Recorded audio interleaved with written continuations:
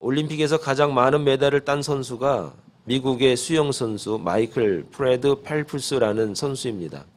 2004년에 아테네에서 금메달 6개를 땄고 동메달 2개를 땄습니다. 그리고 2008년에 베이징 올림픽에서 금메달만 8개를 땄습니다.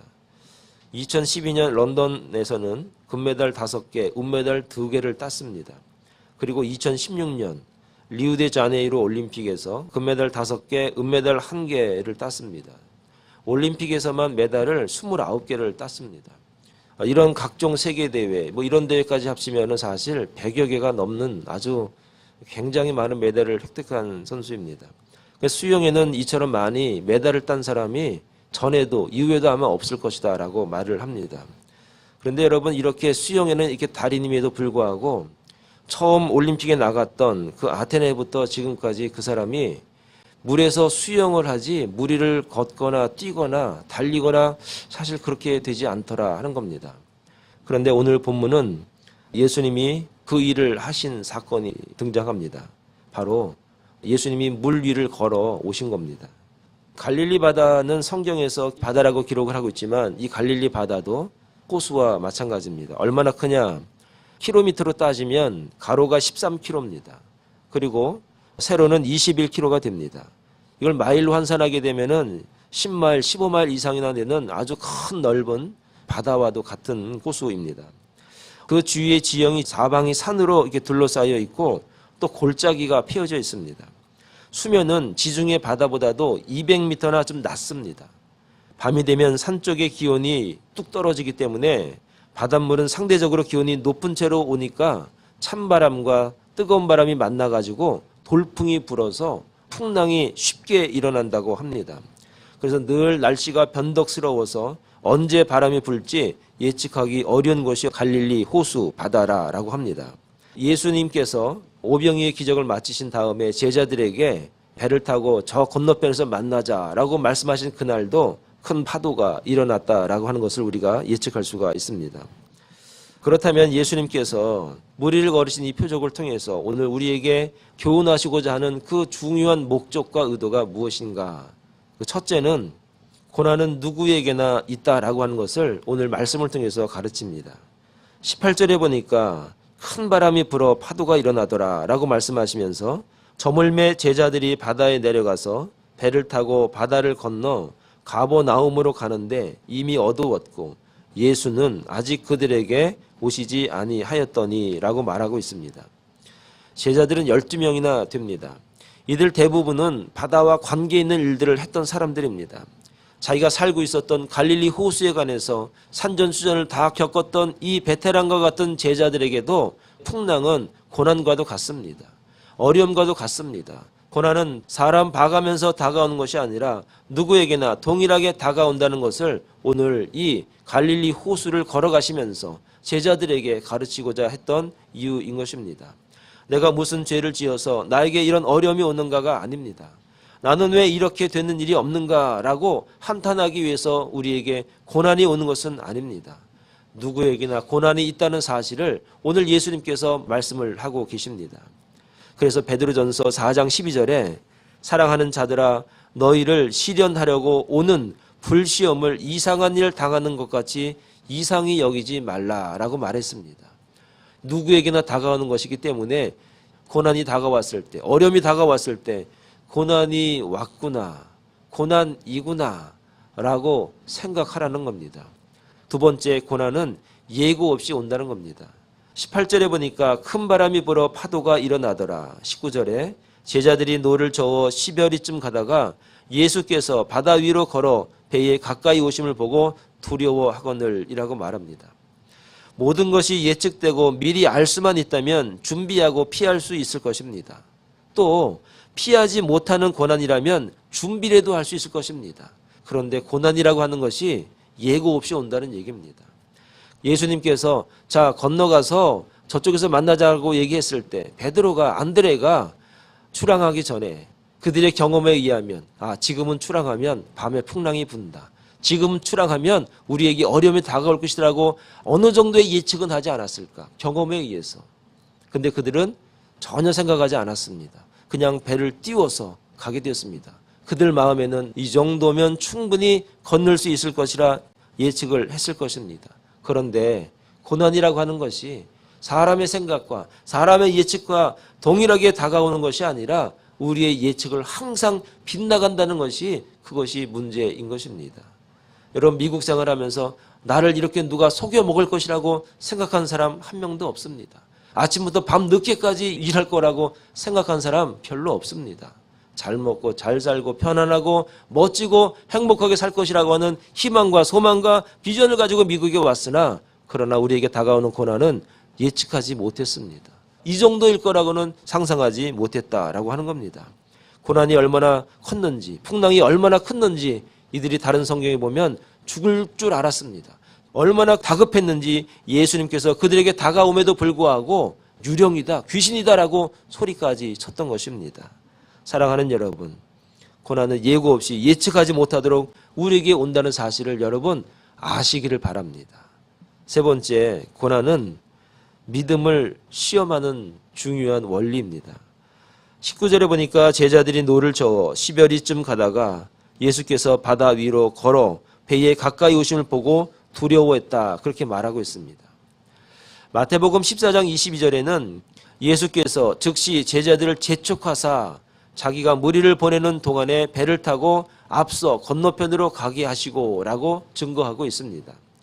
우리끼리 마음 맞아가지고 배 타고 가는 것이 아니라 예수님이 배 타고 가라, 그리고 저 건너편 가버나움에서 거기서 보자라고 예수님의 말을 듣고 제자들이 배를 탄 겁니다.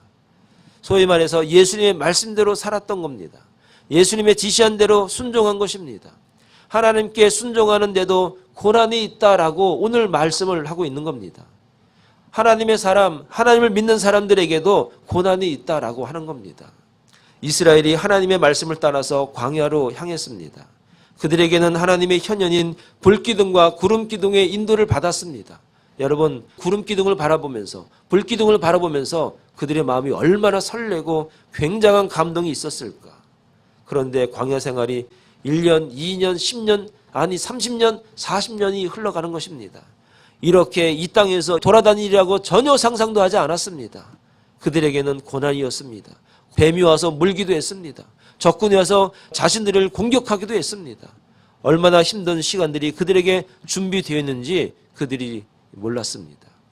하나님을 따라갔습니다. 하나님이 인도하셨습니다. 하나님이 함께 하셨음에도 불구하고 고난은 우리에게 다가옵니다. 그래서 우리의 마음속에 내가 이렇게 믿는 하나님, 이게 정말 하나님 맞는가? 내가 하나님의 말씀을 따라 살아간다고 하는데 내가 정말 이거 잘 가고 있는가라고 하는 믿음이 흔들리고 믿음에 관해서 나를 자꾸 돌아보게 하는 시간이 고난이다라고 하는 겁니다. 마가복음 4장에 보면 어떤 사건이 나오냐면은 제자들이 배에 예수님을 모시고 항해를 한 적이 있습니다. 예수님이 피곤해서 주무셨습니다. 그런데 돌풍이 또 불어오는 겁니다. 배가 뒤집힐 지경입니다. 예수님을 가운데 모시고 있어도 배는 흔들리고 광풍은 불고 돌풍은 불고 고난은 다가오게 돼 있다라고 하는 것입니다. 사랑하는 여러분, 고난은 신앙생활 잘 감당하는 저와 여러분들에게도, 믿음을 갖고 살아가는 저와 여러분들에게도 고난이 있는 겁니다.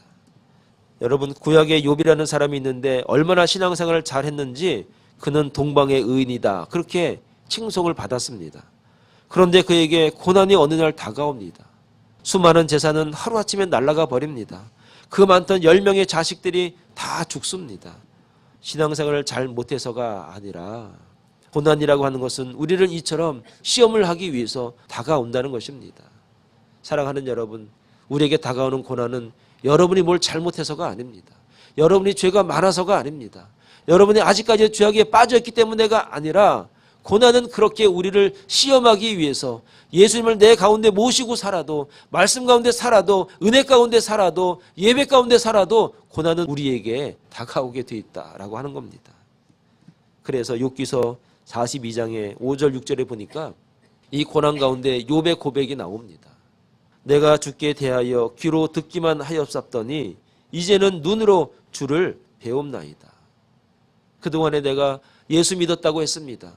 그동안에 내가 신앙생활 잘하기 위해서 열심히 예배도 드리고 열심히 제사도 드리고 자식들의 부지 중에 무슨 죄가 있을까 걱정이 되어서 또 예배를 드리고 제사 드리고 회개했습니다. 그런데 그동안 했던 우리의 신앙생활이 무엇이냐? 듣기만 하는 신앙생활이었다는 얘기입니다. 그러나 이제는 내가 직접 내 눈으로 이 고난을 통해서 하나님을 보고 만질 수 있고 경험하게 되었습니다. 바로 믿음의 성장, 믿음의 성숙함을 그는 고백하고 있다라고 하는 것입니다. 사랑하는 여러분, 나에게만 다가오는 것이 고난이 아니라 우리 교회 성도들 모두에게 고난은 다가오게 되어 있습니다. 그렇다면 예수님께서 이 고난을 통해서 우리에게 궁극적으로 교훈하기 위한 그분의 의도가 무엇이냐? 오늘 그거를 저와 여러분들에게 나누기를 소원합니다. 21절의 말씀에 보면 이렇게 말합니다. 이에 기뻐서 배로 영접하니 배는 곧 그들이 가려던 땅에 이르렀더라 라고 하는 겁니다. 그리고 20절의 말씀이 중요한데 이르시되 내니 두려워하지 말라 하신대. 고난 가운데 빠져있던 제자들에게 바다 물 위를 걸어서 오시고 나서 배 앞에서 이렇게 말합니다. 내니 두려워 말라. 나니까 두려워 말라. 이렇게 말합니다. 여러분, 이 말을 더 자세히 설명하기 위해서는 우리가 출애굽기 3장의 말씀을 볼 수 있어야 됩니다.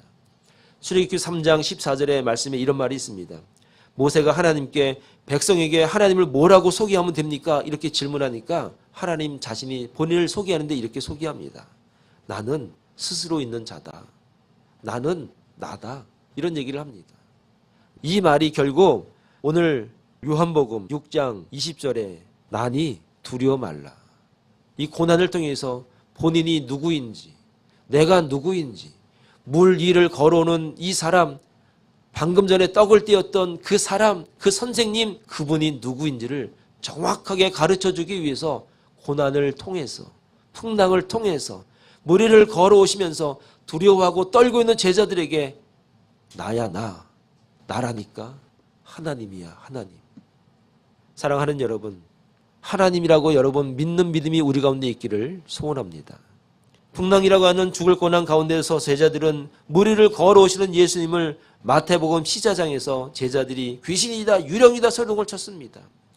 이러한 소동의 원인을 갖다가 마가복음 6장 52절에는 뭐라고 말하냐면 이는 저희가 그 떡 떼시던 일을 깨닫지 못하고 도리어 그 마음이 둔하여졌음이러라.